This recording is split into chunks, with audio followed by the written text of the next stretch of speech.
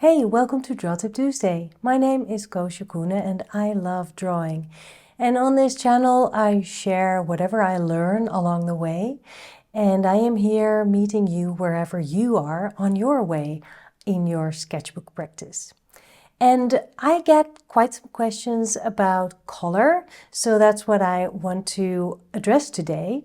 Usually when I draw, I consider what kind of color I want to add before I start adding it. When we draw from observation, it is kind of tempting to try and mix all the colors that you actually see in reality. But being a little bit more creative with your palette can actually bring a lot more expression into your drawings and more personality as well. There's no rule saying that you have to stick to the colors that are there in reality. You can make up colors, just whatever reflects your mood at that moment, or use local colors. So maybe you can look around and see if there's a certain color pattern that you see, and you can pick like 2, 3, or 4 colors, and that is more than enough to color your drawing in a very cohesive way.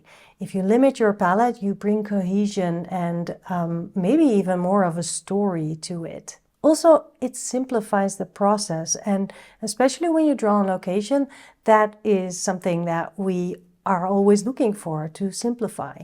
And I think it can sort of frustrate you if you really try to mix the colors that you see, that certain brownish or greenish color, and then it's really hard to match it up with your watercolor, your color pencils, your crayons, whatever you have. I think it's fun to just be bold and use bright colors or muted colors if that's your choice, if that's your flavor. And then it becomes even more of your drawing, and well, there's a piece of your style as well. What you can also do is borrow colors from another scene into the drawing that you're working on.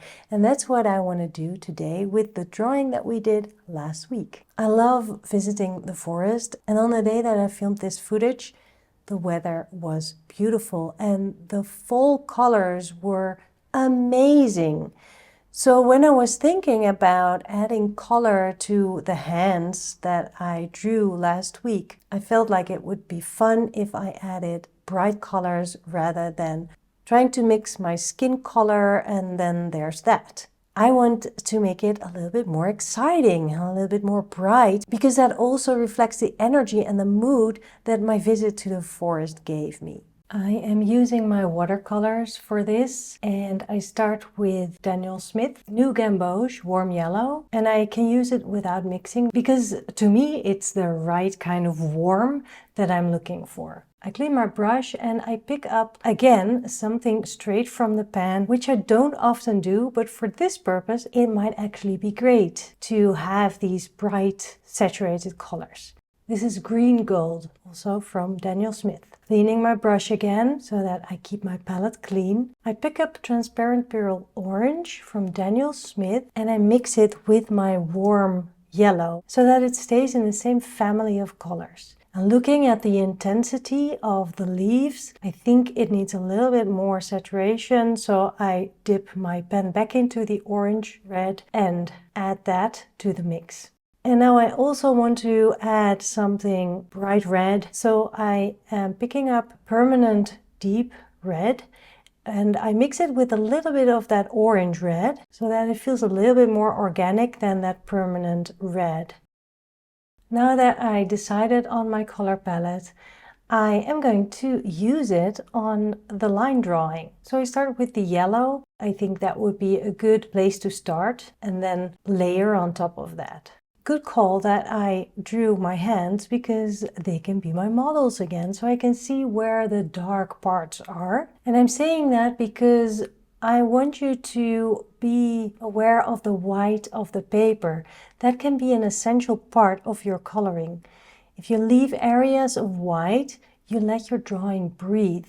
So a good rule of thumb would be that you put color where the light doesn't fall, and where the light falls, you just keep it white. And especially if you are layering colors, make sure you have enough white so you can fill in a little bit, but you end up still with white highlights, the white of the paper. And just so you know, as I am doing this, I am experimenting too. So I'm mixing that lighter orange and giving my water brush a little bit of a squeeze so it's not too saturated and I have a little bit less pigment and a little bit more water. And I paint where I see more dark bits.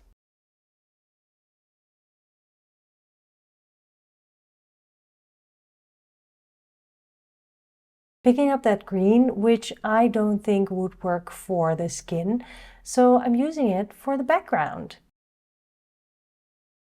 The only color that I haven't used yet is that darker, brighter red. And since it is also the darkest in value, I use that in the shaded areas and a little bit on the corners and knuckles, but not too much, just with a lot of water. And because the previous watercolor layer is still wet, it sort of blends in and bleeds into each other, and that's fine.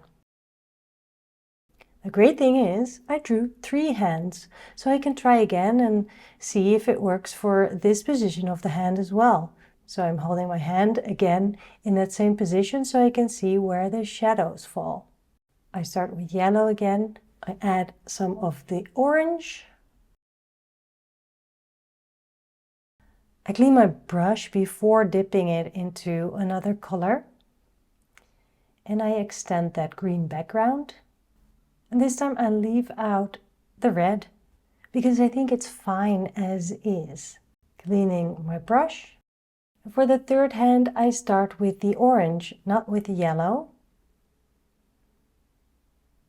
Doing the same thing again, leaving whites off the paper to give those highlights a chance. Putting down a little bit more orange. And waiting a bit until the layer has dried. And now on top of the dried watercolor, I am adding bold red. It's a little bit bloody, but I'm just doing this. Remember that if you use watercolor, it will dry up a little bit lighter than the way you put it down. And now that I have that red on my brush anyway, I'm adding red nails to the other hand. Why not?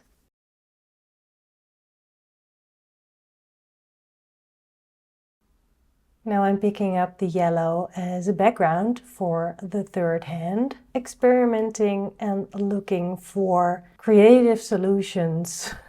The problem that I created was I have a limited palette and I am trying to come up with solutions that work.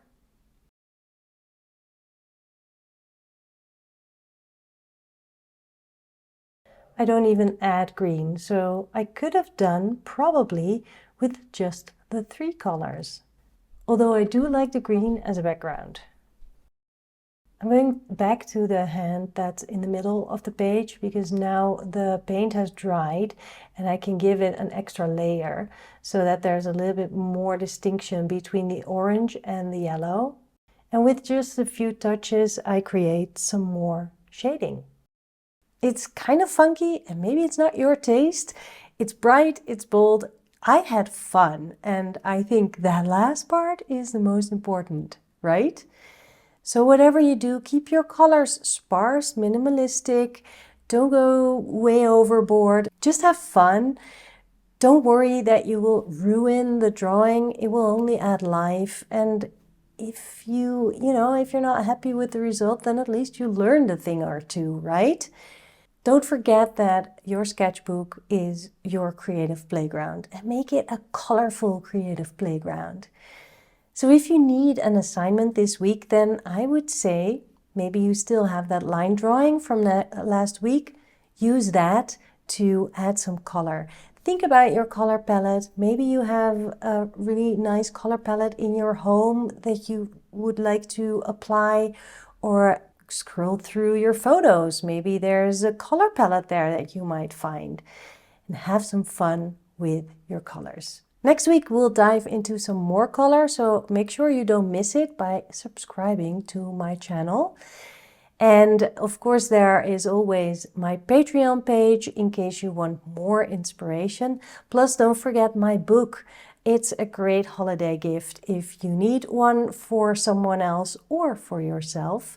I will put the link below this video. And now that it is December, I am thinking about what's coming up next year.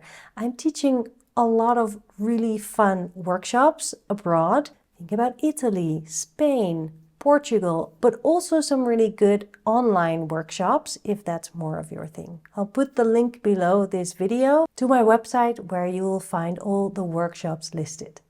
And I will see you next week. Bye.